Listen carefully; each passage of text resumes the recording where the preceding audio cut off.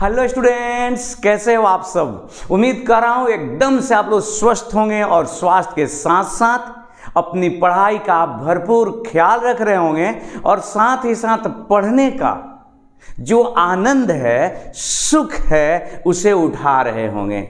आइए आपके पढ़ाई के आनंद को एक दो नहीं कई गुना बढ़ाने के लिए हम आपके लिए ये वीडियो ला रहे हैं, जिस वीडियो में बताने जा रहे हैं formula, structure, nomenclature of oxo acid of phosphorus. मतलब आपको फास्फोरस का ऑक्सो एसिड दिया जाएगा और उस ऑक्सो एसिड का बताना है आपको कि फॉर्मूला क्या होगा, स्ट्रक्चर क्या होगा और फिर जानेंगे कि उसका नाम क्या होगा। स्टूडेंट्स समझ गए होंगे कि ये वीडियो आपके लिए बेहद महत्वपूर्ण होने जा रहा है। और इतना ही नहीं, इसी वीडियो में समझेंगे कि कौन सा ऑक्सो एसिड जो है ऑक्सीडाइजिंग एजेंट है, कौन रिड्यूसिंग एजेंट है और क्यों है। इसके अलावा भी बहुत कुछ। तो आइए शुरुआत करते हैं। सबसे पहले स्टूडेंट्स ये जानना आप चाह रहे होंगे, डेफिनेटली जानना चाहेंगे कि यार ये ऑक्सो एसिड का है भाई, इतना बखड़ा किया हुआ है, तमाशा किए हुए। तो मैं बता दूं, देखो दोस्त, इस दुनिया का कोई भी एसिड है, अगर उसमें कोई एगो एलिमेंट हो, जनरली नॉन मेटल होते हैं, और उस नॉन मेटल से जुड़ा हुआ ऑक्सीजन हो, ऑक्सीजन से जुड़ा हुआ हाइड्रोजन हो, अगर ऐसा कोई आपके पास कंपाउंड मिल जाए तो ये कहलाएगा ऑक्सो एसिड, या इसी को ऑक्सी एसिड भी कहते हैं। याद रखिएगा। एग्जाम्पल के तौर पे दोस्त जरा इधर देखिए तो H2SO4, इसमें हाइड्रोजन है, ऑक्सीजन है और सल्फर है। मतलब ऑक्सो एसिड में तीन तो एलिमेंट होंगे ही होंगे। एक, जिस एलिमेंट का ऑक्सो एसिड होना है वो स्वयं, दूसरा ऑक्सीजन, तीसरा हाइड्रोजन। अगर मैं एक दूसरा एग्जांपल ले लूं तो जरा देखो तो HNO3, क्या यह ऑक्सो एसिड है? डेफिनेटली हाइड्रोजन है, ऑक्सीजन है और ये स्वयं नाइट्रोजन भी मौजूद है। एक एग्जांपल और लेना चाहेंगे जिस पर हम लोग का आज का टॉपिक बेस्ड है। दोस्त जरा देखो H3PO4, ये ऑक्सो एसिड होगा कि नहीं होगा? तो देखो हाइड्रोजन है, ये फास्फोरस भाई साहब बैठे हुए हैं बीच में, और ये जो रहता है ऑक्सीजन है। तो आप समझ गए होंगे कि ऑक्सो एसिड में तीन एलिमेंट होने आवश्यक हैं। कौन कौन? एक, जिसका ऑक्सो एसिड है वो स्वयं सेंट्रल एटम के रूप में बीच में मौजूद होता है, साथ ही साथ उससे जुड़ा हुआ हाइड्रोजन और ऑक्सीजन। कोई जरूरी नहीं है कि ये ऑक्सीजन से ही हाइड्रोजन जुड़ेगा, डायरेक्टली भी जुड़ सकता है, लेकिन ये तीन होंगे। मैं उम्मीद करता हूं कि इस उदाहरण से आप समझ गए होंगे कि ऑक्सो एसिड या ऑक्सी एसिड क्या है। क्लियर ना? अब आते हैं जो आज का मेन टॉपिक है, बहुत बेहतरीन टॉपिक है दोस्त। टॉपिक का नाम हम लोग पहले देखते हैं कि फॉर्मूला, स्ट्रक्चर और नोमेनक्लेचर। तो सबसे पहले हम ऐसा कर रहे हैं कि यहां पर फास्फोरस का जो ऑक्सो एसिड है उसमें से एक हम ऑक्सो एसिड लिख रहे हैं ताकि आपको बता सके उसका नाम कैसे लिखते हैं। तो बोर्ड पर देखिए ध्यान से, ये है H, वहां पर जो लिखे हैं HPO4, ठीक है। अब इसमें से दोस्त एक ऑक्सीजन को आप माइनस कर दीजिए तो क्या फॉर्मूला बनेगा? HPO3। थोड़ा सा धैर्य रखिए, आपको बहुत ही मजा आने वाला है। और इस तरह से कि जो आप रट रट के परेशान हो जाते थे कि यार कब अर्थो, कब पायरो लगा रहे हैं, कब इक लगा रहे हैं, कब अस लगा रहे हैं, वो सारी समस्या आपको दूर हो जानी है इस वीडियो में।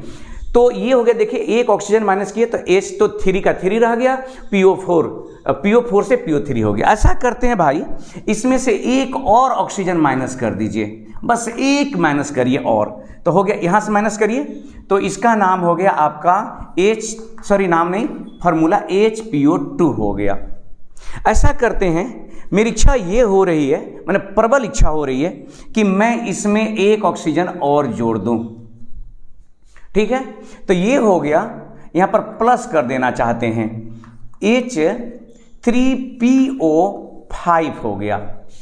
अब देखिए ये जो आपको दिखाई दे रहा है ये इसको बोलते हैं, जिससे ये सब निकल रहे हैं, इसी से ये निकला, इसी से ये निकला, इसी से ये निकला, इसको बोलते हैं पेरेंट मोलिक्यूल है, ये पेरेंट कंपाउंड है, ये पापा अणु है, मम्मी अणु है, इसी से ये सब उत्पन्न हुए हैं।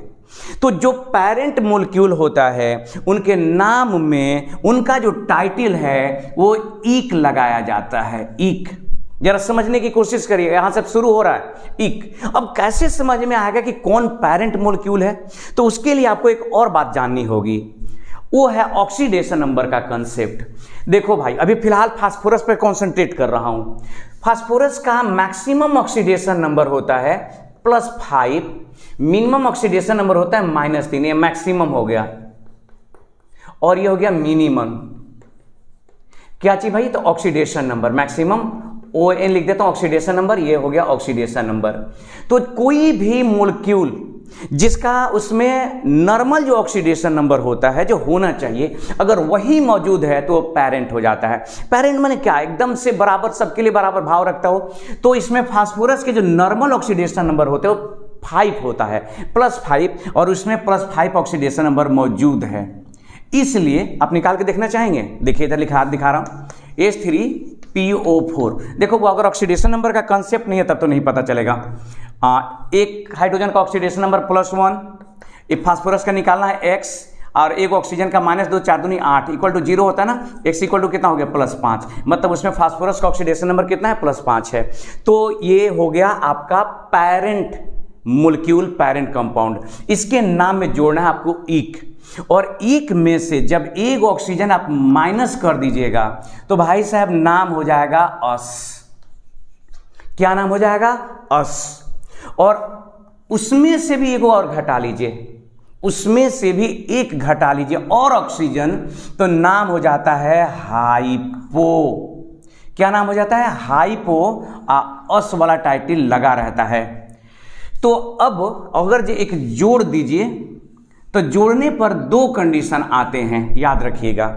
जब यहां पर ऑक्सीडेशन नंबर बढ़ने की संभावना हो और बढ़ने की संभावना ना हो, तो फास्फोरस का अधिकतम ऑक्सीडेशन नंबर तो 5 होता है, तो 5 से बढ़ के तो 6 होगा नहीं। आपको मैंने बताया कि 5 होता है मैक्सिमम।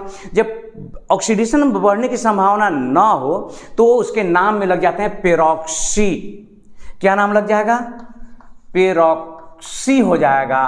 अगर बढ़ने की संभावना हो ऑक्सीडेशन नंबर तो लग जाएगा पर, और जो ईक टाइटल है वो रहेगा पेरोक्सी के साथ, वो जो टाइटल रहेगा वो रहेगा पेरोक्सी ईक वाला। अब जरा देखिए, मान लीजिए कि ये बात आप समझ गए, थोड़ा कठिन हो रहा होगा, लेकिन अब यहां पर देखिए नाम पर आते हैं। इसका नाम है, ईक लगाइए, तो नाम है फॉस्फोरिक। देखिए यहां पर ईक लगाना, फॉस्फोरिक एसिड। क्या नाम हो गया? Phosphoric acid. इसमें से एक हाइड्रोजन का, सॉरी एक ऑक्सीजन, वेरी वेरी सॉरी भाई, अब क्या करें, निकल गया मुझसे, एक ऑक्सीजन को माइनस कर दें तो इसका नाम बदल जाएगा टाइटल, और हो जाएगा फॉस्फोरिक से फॉस्फोरस। तो ये हो गया फॉस्फोरस एसिड। जब इसमें से एक और माइनस कर दिया हम लोगों ने, तो देखिए क्या आपने कहा कि हाइपो हो जाएगा, और अस तो लगाना ही है, तो नाम होगा हाइपो फॉस्फोरस एसिड। बोलिए एक बार आप भी अपने से, हाइपो फॉस्फोरस एसिड। आप समझे इस बात को? अरे भाई समझिए, इसमें जो पेरेंट है ना उसमें ईक लगा देता, नाम हो गया फॉस्फोरिक एसिड। उसमें से एक ऑक्सीजन माइनस करना, लगाना अस। तो देखिए यहां पर लगा है OUS, अस लगा। अच्छा, उसके बाद आपको क्या लगाना? हाइपो लगाना है। तो आप देखिए यहां पर हाइपो भी लगा हुआ है और अस भी लगा है, तो ये हाइपो हो गया, हाइपो ये हो गया अस, हाइपो अस हो गया। देखिए तो हाइपो अस एसिड हो गया। अब इसका नाम क्या है? तो चूंकि फास्फोरस का ऑक्सीडेशन नंबर बढ़ के 5 से 6 नहीं हो सकता, तो हम यहां पर लगाएंगे पेरोक्सी। तो इस कंपाउंड का नाम मैं यहां लिख रहा हूं, नाम हो गया पेरोक्सी। पेरोक्सी तो हो गया ना टाइटल। अब लगाना है आपको ईक वाला टाइटल, तो फॉस्फोरिक एसिड,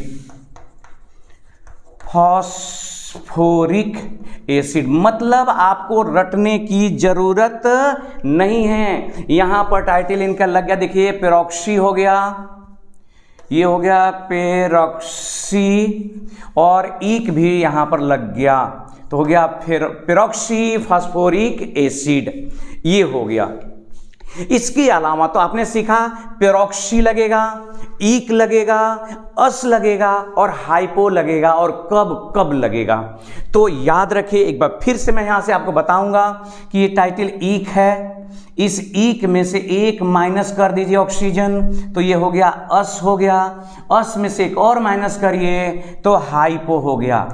ठीक है, हाइपो और अस दोनों रहेगा, हाइपो अस। अगर इसमें एक जोड़ दीजिए, तो जोड़ने के पर ही थोड़ा सा आपको ध्यान रखना है, जुटने पर क्या हो रहा है। तो जुटने पर दो संभावनाएं बनेंगी। अगर यहां पर जो ऑक्सीडेशन नंबर है वो बढ़ सकता है, तो बढ़ सकता है तो पर लगेगा, पर एक। अगर नहीं बढ़ सकता है तो पेरोक्सी लगेगा, पेरोक्सी, और एक तो है तो वो रहेगा ही। तो यही तो अभी तक हमने आपको बताया। तो H3PO4 का नाम फास्फोरिक एसिड, H3PO3 का नाम फास्फोरस एसिड, और H3PO2 का नाम हो गया हाइपो फास्फोरस एसिड, और अगर H3PO5 हो गया तो पेरोक्सी फास्फोरस एसिड। अब आइए, और दोस्त आपने पढ़ा होगा 3 और टर्म का यूज करते हैं लोग, एकदम धड़ल्ले से यूज करते हैं। वो है आपको अर्थो, मेटा और पायरो। आइए जरा उससे भी समझते हैं कि कब भाई सब को अर्थो कहते हैं, कब मेटा कहते हैं और कब पायरो कहते हैं। आपको आने वाला है मजा, रियली आपको मजा आने वाला है। तो देखिए, इससे पहले आप स्क्रीनशॉट लीजिए, हम इसको मिटाएंगे और तब लिख पाएंगे।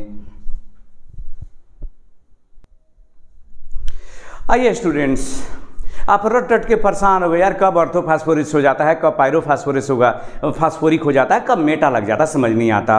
कोई बात ना, हम इधर हैं, एकदम रिलैक्स रहिए। केमिस्ट्री से रिलेटेड आपकी समस्याओं को हम आपके लाइफ में नहीं रहने देंगे, हम लड़ेंगे, हम उसे दूर करेंगे। केवल आप आगे बढ़ने का जज्बा पैदा करिए दिलों में। तो देखिए, आते हैं, समझते हैं कि कब अर्थो, कब मेटा और कब पायरो शब्द का यूज करते हैं। ये प्रीफिक्स है जो कि जो ऑक्सो एसिड है फास्फोरस का, या और भी बहुत सारे, उसके आगे लगाए जाते हैं। तो देखिए जरा फिर से आते हैं, ये जो है ना पेरेंट जो है H3PO4, ये नॉर्मल ऑक्सीडेशन नंबर लिए हुए है। इस नॉर्मल ऑक्सीडेशन नंबर माने जो 5 होता है इसमें वो मौजूद है, सॉरी H3PO4 हो गया। इसका नाम अभी हमने बताया फास्फोरिक एसिड, एकदम सही नाम बताया, उसमें कहीं कुछ सोचना नहीं है। अब होता यह है कि जो आपके गार्जियन हैं, पापा जी हैं, मम्मी हैं, आप उनके नाम के आगे लगाते हैं ना, श्री 108 श्री, मिस्टर, दुनिया जहान, अब मुझे नहीं पता आप लगाते हैं, लेकिन तो प्यार से, सम्मान से ये जो पापा हैं घर के, इनके आगे नाम के पहले कुछ लगाया जाता है। तो याद रखिए, कोई भी घर हो, मतलब कोई भी ऑक्सो एसिड हो जिसमें उसका नॉर्मल ऑक्सीडेशन नंबर हो, उसके नाम के आगे लगेगा अर्थो। फिर से बोलें, जैसे देखिए, मान लीजिए कि लिखा हुआ है HbO3, ये बोरिक एसिड है, नाम होगा अर्थोबोरिक एसिड, क्योंकि इसमें oxidation number, normal oxidation number जो 3 होता है वही मौजूद है। तो ये है घर के पापा। तो इस भाई साहब का नाम जिसमें आपने कहा कि फास्फोरिक एसिड है, एकदम सही है, लेकिन आप सम्मान देना चाहते हैं तो इसका नाम हो जाएगा अर्थो फास्फोरिक एसिड, ऑर्थोफॉस्फोरिक एसिड। याद रखिएगा, जिसमें उसका ऑक्सीडेशन नंबर जो है नॉर्मल हो, उसके नाम के पहले हम लोग लगाएंगे ऑर्थोफॉस्फोरिक एसिड। क्लियर? इसमें कोई दो राय? एकदम नहीं ना? अरे यार, एकदम से आसान है यार, एकदम से आसान है।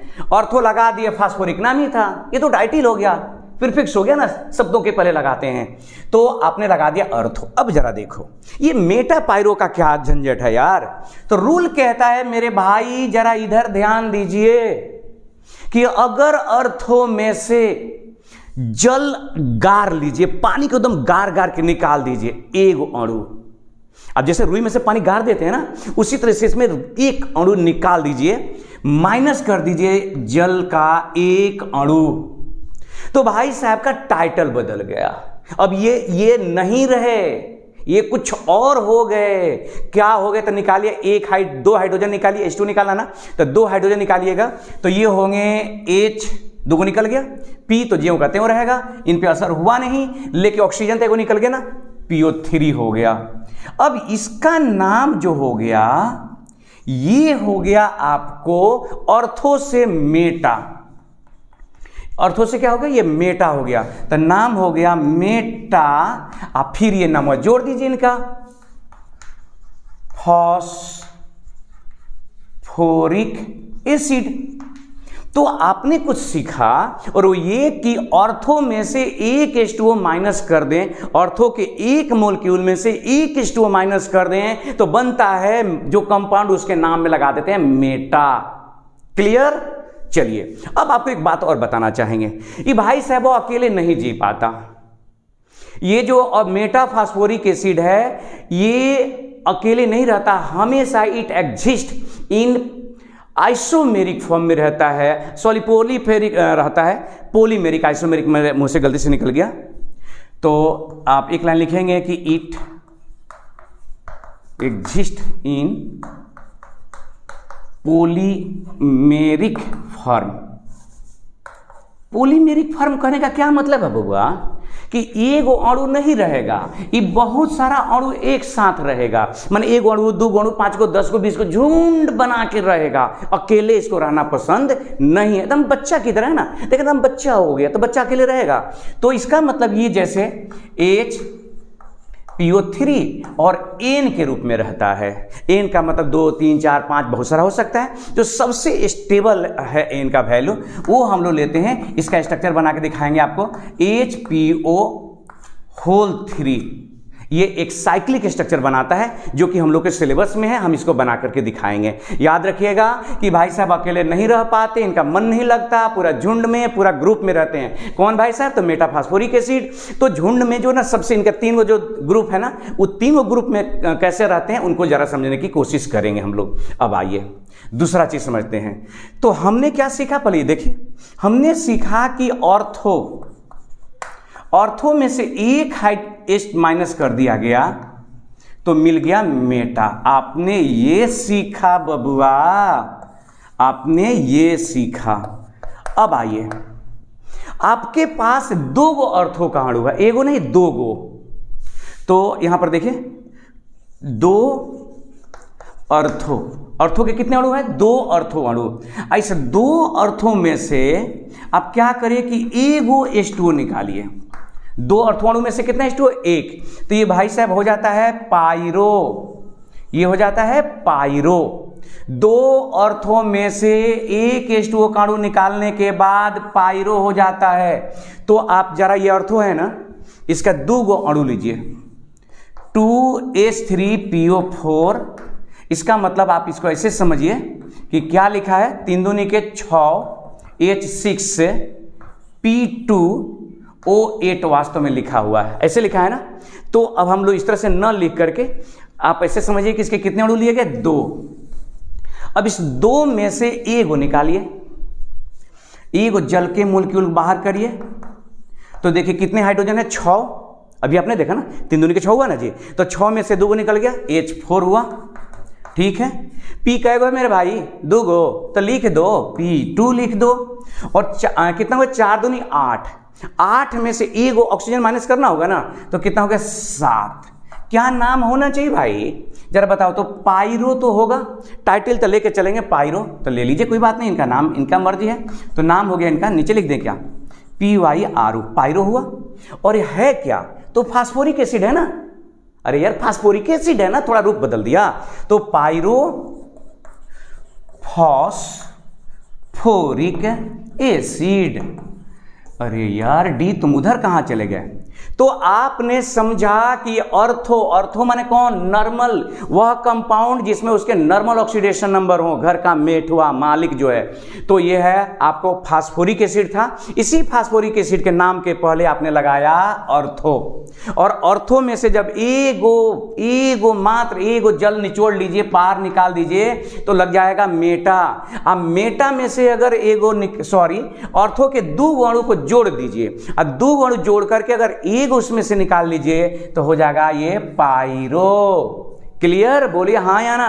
ये हो गया पायरो। तो याद रखिएगा, ऑर्थो में से एक जल निकालेंगे तो मेटा हो जाएगा। ऑर्थो के 2 अणु, ऑर्थो के कितने अणु, 2 अणु में से एक निकालिएगा तो हो जाएगा ये पायरो। और ये तो लगेगा ही, जैसे पायरोफास्फोरिक है तो पायरोफास्फोरिक, ऑर्थो है तो ऑर्थोफास्फोरिक, ये लगेगा। अब ये हो गया आपके फॉर्मूला और उसके नाम के बारे में। दोस्त इसका मजेदार हिस्सा है, एकदम आपको मजा आने वाला है, वो है इसके, ये फॉर्मूला हो गया और नाम हो गया। अब आते हैं स्ट्रक्चर पर। स्ट्रक्चर पर ध्यान दीजिए, तो इसको नोट करिए तब स्ट्रक्चर देखते हैं।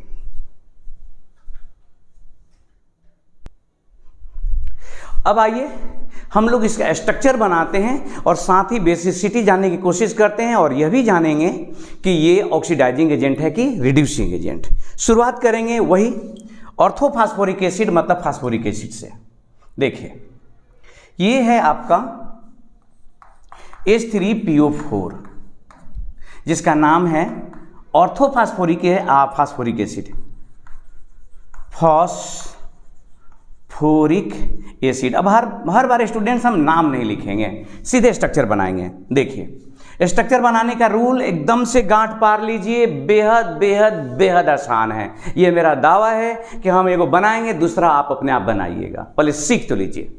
देखिए इसमें जो फास्फोरस है वो पहले लिख दीजिएगा। और भाई साहब फास्फोरस का डिमांड है कि हमको एक ऑक्सीजन चाहिए ही चाहिए, वो भी डबल बॉन्ड के साथ, तो आप दे दीजिए। ये भी आपने दे दिया। फिर उसके बाद जितना ऑक्सीजन बच जाएगा, तो देखिए फास्फोरस हो गया, 4 में से ऑक्सीजन तो भाई साहब ले लियो फास्फोरस, कितने बचे 3।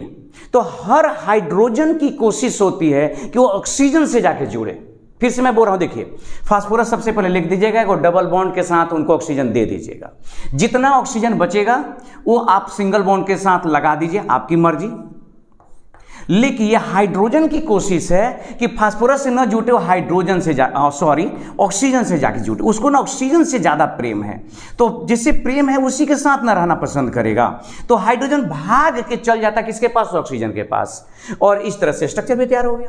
हाँ जी, हो गया, और क्या, खेल खेल में बन गया। अब देखिए रूल क्या कहता है कि जितना गो आपको यहां पर ये OH ग्रुप मौजूद है, इतना ही इसकी क्षारकता है, बेसिसिटी है। तो बताइए क्षारकता इससे होगी कि कितनी है, क्षारकता है 3। अंग्रेजी में इसको कहते हैं हम लोग बेसिसिटी। बेसिसिटी हो गया कितना, 3।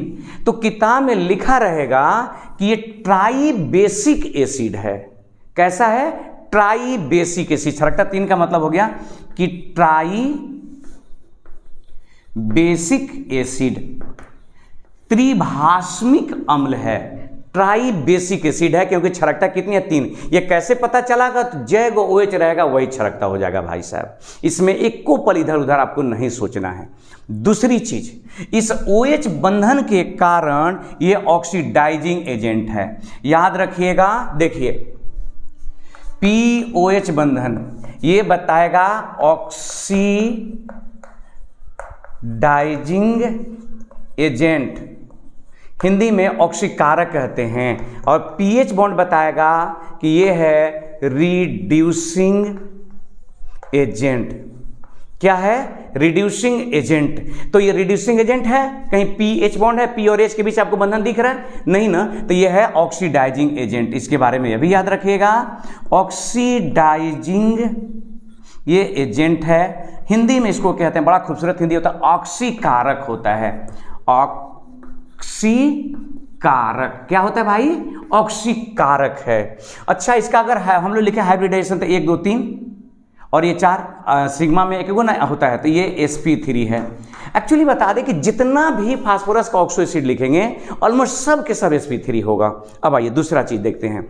इसमें से जब एक हाइड्रोजन हटाए थे तो H3PO3 हुआ था ना, जिसका नाम क्या था, फास्फोरस एसिड या ऑर्थोफास्फोरस एसिड कहेंगे, क्योंकि इसी से बना हुआ है। एस लगा दिया आपने, तो ये हो गया, आपको लिख सकते हैं फास्फोरस एसिड। हर बार नाम नहीं लिखे यार, बोल रहा हूं, फास्फोरस एसिड हो गया।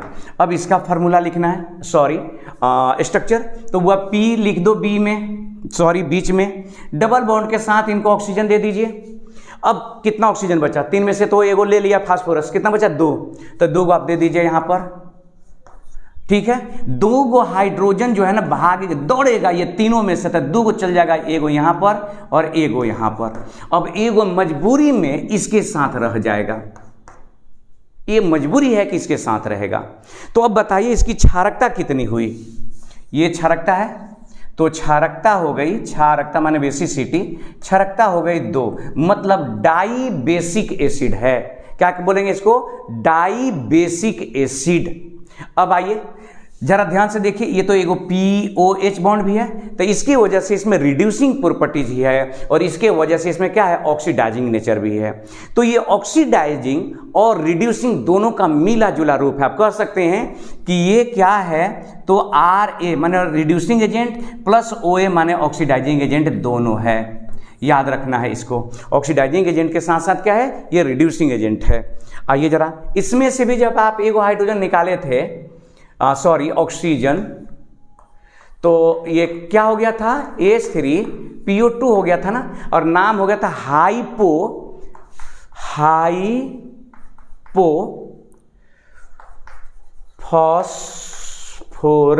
एसिड हो गया था। तो हाइपोफॉस्फोरस एसिड में देखिए जरा क्या हो गया, तो एगो P दीजिए बीच में, बना दिया हमने ये P फास्फोरस। क्या करें बोलिए, आप बताइए, हाँ आप ही बताइए, आप ही बताएंगे, आप ही बताएं कितना ऑक्सीजन रह गया। एगो तो फास्फोरस ले, एगो बचा, तो एगो आप दे दीजिए ना यहाँ, दौड़ के भाग के 3 गो में से 2 आ रही है हेजा, सॉरी एगो हाइड्रोजन वहाँ, और 2 गो मजबूरन आपको यहाँ लगाना पड़ेगा। तो अब जरा देखिए, ये तो कहेगा कि भाई बेसिसिटी कितनी है, क्षारकता बोलिए, एक बार फिर से बोलिए, क्षारकता का मान 1 है, और पीएच बॉन्ड बताएगा कि इसमें रिड्यूसिंग एजेंट का रिड्यूसिंग कैरेक्टर भी है। हिंदी में क्या बोलते हैं इसको, अपचायक, अपचायक, अपचायक गुण भी है। अब आइए जरा इसमें एक जोड़ के देखते हैं मेरे भाई, एगो ऑक्सीजन आपने जोड़ दिया, तो ये हो गया था H3PO5। तो जरा देखिए, इधर ध्यान करिए, इधर ध्यान करिए, ये तो करना ही था। अब इसमें बच गया 4 गो ऑक्सीजन, 1 2 3 4। जैसे 4 को करिएगा फास्फोरस चिल्लाएगा, अरे बाप रे अब मत दो लोड। काहे भाई, तो फास्फोरस के अंदर 5 गो इलेक्ट्रॉन होते हैं बबुआ, कहे गो 5। ये 5 उंगलियां जब बनती है ना तो मुट्ठी बन जाती है, ऐसा मैंने सुना है फिल्मों में। तो ये नहीं बना पाएगा, ये नहीं बना पाएगा, क्योंकि आप काउंट करके देख लीजिए, 1 2 3 4 और ये 5 को तो बॉन्ड बन चुका है। तब जब 5 को बॉन्ड बन चुका है तो सोचिए जरा कि ऑक्सीजन 1 2 3 4 को लगा, तो ये ऑक्सीजन छोड़ के चला जाएगा, नहीं। तब जिम्मेदारी दी जाती है इसमें से किसी एक ऑक्सीजन की, वो कहता है कि चलो एक ऑक्सीजन हमसे और जाके जुड़ जाओ। तो अब आइए, तो ऑक्सीजन ही ऑक्सीजन से जाके जुड़ गया, तो यहाँ तीनों हाइड्रोजन भागेगा, एक भाग के आएगा यहाँ, एक भाग के आएगा यहाँ, और एक भाग के आएगा यहाँ। तो इस तरह से हाइड्रोजन देखो 3 जुड़ गया। अब बबुआ ये पूरा दुनिया भर के लोग जानता है, आप भी जान लीजिए, इसी को तो पेरोक्साइड बोलते हैं, पेरोक्साइड। अब आपको पता चला क्यों इसके नाम में पेरोक्सी लगा हुआ है। इसके नाम में क्या लगा है, इसका नाम है peroxy phosphoric acid, phosphoric acid. तो चूंकि इसमें पेरोक्साइड बना, कॉपर पेरोक्साइड का क्या मतलब, ऑक्सीजन ऑक्सीजन के बीच में कहीं भी सिंगल बॉन्ड होगा, दुनिया में कहीं भी इस तरह से दिख जाएगा, नाम है इसका पेरोक्साइड। इसको पेरोक्सी लिंकेज कहते हैं, पेरोक्सी लिंकेज होता है, ये पेरोक्साइड हो जाता है, पेरोक्साइड। इधर कुछ लग सकता है, इधर कुछ लगेगा, जैसे H2O2। अगर H2O2 मुझे बनाना होता तो देखिए ये H2O2 हो गया, और क्या नाम होता है उसका, हाइड्रोजन पेरोक्साइड नाम होता है।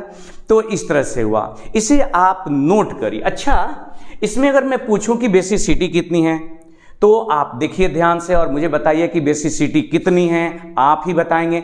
अगला एक दो और स्ट्रक्चर मैं बता रहा हूं, नोट करिए पहले उसको। अब एक दो और स्ट्रक्चर को देखने समझने की कोशिश करते हैं हम लोग कि क्या है। देखिए H4P2O7, बड़ा खूबसूरत नाम है, अभी मैंने आपको बताया। पायरो लगेगा, पायरो फॉस्फोरिक एसिड है ये, पायरो फॉस्फोरिक एसिड। अब जानना चाहते हैं कि भाई साहब का स्ट्रक्चर कैसे है, तो दोस्त एक बात बता दें आपको, सभी लोगों को बता रहा हूं, जीवन में आप अपने पर्सनल जीवन की बात कर रहा हूं, आपके पर्सनल लाइफ की।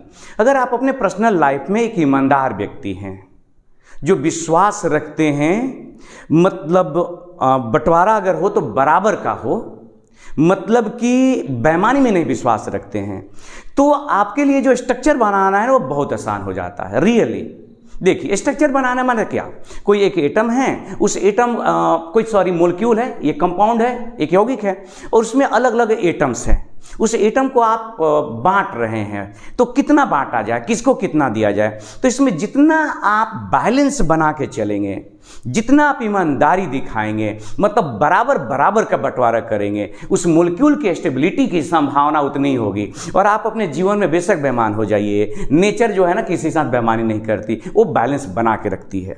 तो जरा यहाँ पर समस्या समझते हैं, पहले बंटवारा के बारे में बाद में बात करेंगे। एक फैमिली है, आपको बांटना है, इसमें मैं 4 को, मान लीजिए कि आपको बुलाया गया मुखिया के तौर पे, आए हैं मुखिया साहब, ये सरपंच है, एक फैमिली है, बंटवारा हो रहा है, एक कहानी शुरू हो गई, समझिए फिल्म वाला सीन चल रहा है। आप आए हैं, बैठे हैं कुर्सी पर, भाई क्या क्या सामान है निकालो सब। तो 4 गो हाइड्रोजन है हुजूर, 2 गो फास्फोरस है और 7 गो ऑक्सीजन है। अब आप चकरा गए हाइड्रोजन को लेके नहीं, आप तो सोचे 2 गो फास्फोरस है, 2 गो हाइड्रोजन, 1 गो फास्फोरस को 2 गो हाइड्रोजन, दूसरे को 2 गो देंगे। इस 7 गो ऑक्सीजन का क्या करे बुर्बक। अब आपको ये बुर्बक, 7 गो ऑक्सीजन तुम लोग कहां से फंसा के रखा मेरे भाई।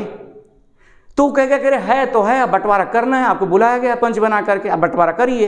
तो जरा देखिए एक रूल, देखिए क्या है। 2 भाई हैं, ए और बी, इनके पास 10 कट्ठा जमीन था। कहा कि भाई 5 कट्ठा तुम ले ले भाई ए, 5 कट्ठा तुम ले ले बी। अब उसके बाद क्या था कि इन लोगों के पास एक और चीज था, एक बगीचा था, बगीचा। उस बगीचे में मान लो कि 3 गो पेड़ है, ये पेड़ है 3 गो।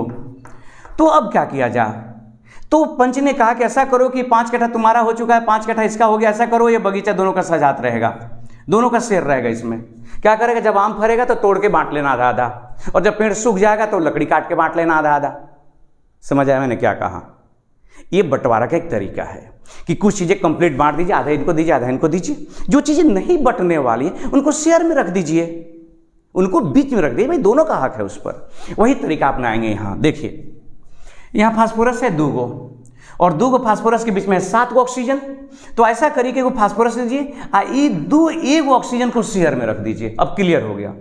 अब क्लियर ये हुआ कि भाई अब 3 गो इनको दो, 3 गो इनको दो। तो आपको पहले से पता ही कि जो फास्फोरस बाबा हैं, ये बाबा कहते हैं कि हमको तो ऑक्सीजन चाहिए ही चाहिए, वो भी डबल बॉन्ड के साथ बचवा। तो आपने इनको डबल बॉन्ड के साथ एक ऑक्सीजन दे दिया। अब कितने बचे, तो देखिए ये 3, इनको 3 मिलना था ना, 3 में से 1 ले लिया, 2 गो बचा, 2 गो ऑक्सीजन दे दिया आपने। चलो ठीक है, इनको भी 2 गो ऑक्सीजन मिला और इनको भी 2 गो ऑक्सीजन मिला। इनको हाइड्रोजन 4 गो था, कई गो मिला, 2 गो इनको, 2 गो इनको मिला। हाइड्रोजन दूर क्या कहेगा कि हम ही आ रहे हैं, हाई ऑक्सीजन के साथ जुड़ जाएगा और हो गया स्ट्रक्चर सिंपल। अब देखिए ध्यान से, 4 हाइड्रोजन, 2 फास्फोरस, 7 ऑक्सीजन, और एकदम से बराबर। आप काट नहीं सकते इस बंटवारे के बारे में, उंगली नहीं उठा सकते कि किसी के साथ बेईमानी हुई है, एकदम नहीं हुई है। अब बताइए कि अगर मैं इसका पूछूं कि क्षारकता कितनी है, तो आपको बताना कि क्षारकता कितनी है, ये आप मुझे कमेंट करके बताएंगे। दूसरा चीज, एक बात और बता दे, उस समय से एक्चुअली बताना चाह रहे थे, मैं भूल गया था, सच्चाई तो यही है। वह आप याद रखना, एक आएगा क्वेश्चन इसमें, सिग्मा बॉन्ड, सिग्मा बॉन्ड कितने हैं? अच्छा हुआ कि याद आ गया, अच्छा हुआ। और दूसरा है पाई बॉन्ड, पाई बॉन्ड कितने हैं? तो देखो भाई, रूल कहता है कि सिग्मा बॉन्ड और पाई बॉन्ड जब निकालने के लिए कहा जाएगा तो दुनिया का वो हर सिंगल व्यक्ति सिग्मा बॉन्ड है। सिंगल व्यक्ति नहीं समझिएगा, अब यहां पर सिंगल बॉन्ड समझिएगा। और दुनिया का वो हर डबल व्यक्ति में एगो सिग्मा एगो पाई है, माने जो डबल है ना वो थोड़ा थोड़ा सिंगल का फीलिंग रखता है। तो सिग्मा बॉन्ड सिंगल बॉन्ड होता है, तो इसमें एक हो गया ये सिग्मा बॉन्ड और एक हो गया पाई बॉन्ड। अब आप सोच रहे होंगे कि ट्रिपल हो गया तब, तो यार ट्रिपल भी हो जाइए तब भी सिंगल वाला जो फीलिंग है ना अंदर दब के रहती है। तो ये कह रहा कि अगर ये बॉन्ड ट्रिपल हो गया, इस सब के बावजूद हाई ऊपर वाला सिग्मा बॉन्ड होता है। ऊपर नीचे से मतलब नहीं है, लेकिन होता है, आप जान लीजिए। ये दोनों सिग्मा बॉन्ड है और सॉरी दो गो पाई बॉन्ड है, मुझसे गलती हो गई। ऊपर वाला ये पाई बॉन्ड है, नीचे वाला भी पाई बॉन्ड है और ये बीच वाला क्या है? तो ये सिग्मा बॉन्ड है। मतलब आपने ये सीखा कि सिंगल बॉन्ड को सिग्मा बॉन्ड कहते हैं, डबल बॉन्ड में एगो सिग्मा एगो पाई बॉन्ड होता है और ट्रिपल बॉन्ड में एगो सिग्मा दूगो पाई होता है। याद रखने के लिए हम आपको बता दे बबुआ, देखो है सिग अम्मा मा मा, सिग्मा में माँ जैसा कोई चीज आता है और माँ हमेशा एक ही होती है। भाई दो चार को हो जाए, पापा ने चार को शादी कर ली, कोई फर्क नहीं पड़ता, आपको जन्म देने वाली तो एक ही औरत है ना, वो आपकी माँ है। तो सिंगल बॉन्ड में भी एक एक सिग्मा, वो माँ बॉन्ड है, माँ बॉन्ड। सिंगल बॉन्ड में एक ही सिग्मा, डबल बॉन्ड में भी एक ही सिग्मा, ट्रिपल बॉन्ड में भी एक ही सिग्मा। तो अगर मैं आप लोगों से कहूं कि इसमें आप निकाल के बताइए सिग्मा बॉन्ड पाई बॉन्ड कितने हैं, तो कैलकुलेट कर दीजिएगा क्या। तो देखिए आइए गिनते हैं। डबल बॉन्ड में पहले कैलकुलेट करते हैं। यहाँ हमने लिया ये कलर, थोड़ा सा रंगीन किया जाए। 1 sigma, 2 sigma, 3 sigma, 4 sigma, 5 sigma, 6 sigma, 7 sigma, 8 sigma. आप कहेंगे 8 गो सिग्मा है, तो गलत है बबुआ, हेहुजा तो सिग्मा है। 8 के बाद ये 9 गो सिग्मा, 10 गो सिग्मा, 11 गो सिग्मा, 12 गो सिग्मा। काउंट कर लीजिएगा, मेरी काउंटिंग गलत भी हो सकता है। एक बार फिर से गिनते हैं। 1 2 3 4 5 6 7 8 9 10 11 12, एकदम सही है भैया। तो सिग्मा बॉन्ड है 12 और पाई बॉन्ड कएगो है भाई? हर डबल बॉन्ड में एगो पाई हाई पाई है, हाई पाई है, तो पाई बॉन्ड हो गया 2 गो। आपको बताना है कि HPO4 में सिग्मा बॉन्ड और पाई बॉन्ड की संख्या काउंट करनी है और आपको बतानी है। साथ ही साथ H3PO5 में सिग्मा बॉन्ड और पाई बॉन्ड का नंबर आपको मुझे कमेंट करके बताना है। अब उसको मिटाऊंगा और एक और बनाना चाहते हैं हम आपको। देखिए हुआ, हमने बताया आपको मेटाफास्फोरिक एसिड जो होता है, हमेशा मेटाफास्फोरिक एसिड, इसको आप कहते हैं H3PO HPO3 होता है। यह है मेटाफास्फोरिक एसिड, हमेशा पॉलीमर्स के रूप में रहता है। हमने 3 लिए, 3 वो मोलिक्यूल्स एक साथ जोड़े तो ये होता है चक्रीय हो जाता है, माने साइक्लिक हो जाता है। तो ऐसे सोचो 3 गो हाइड्रोजन, 3 गो फास्फोरस और 9 गो ऑक्सीजन। तो ऐसा करो बबुआ कि एगो P2, एक और P2, एक और P2, और फिर उसके बाद इन P को double bond double bond double bond, P को ऑक्सीजन से जोड़ दो, जैसे आपको और आपके भाई को मम्मी ने जोड़ रखा है, वैसे ही इस पापा और ये पापा माने चाचा चाचा लोग हैं, इनको ये ऑक्सीजन है मम्मी जोड़ रखा है।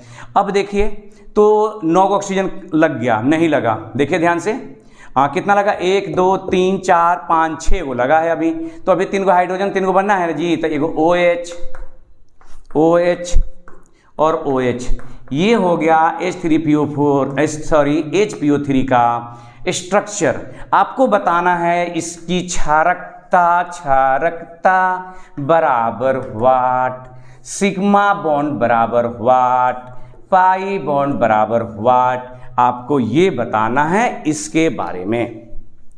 उम्मीद कर रहा हूं स्टूडेंट कि आपको वीडियो समझ में आया होगा कि मैं क्या बताने की कोशिश करता रहा पिछले कुछ मिनटों से। तो मैं आपको यह बताने की कोशिश करता रहा कि जो फास्फोरस है वो कई प्रकार के ऑक्सो एसिड बनाता है।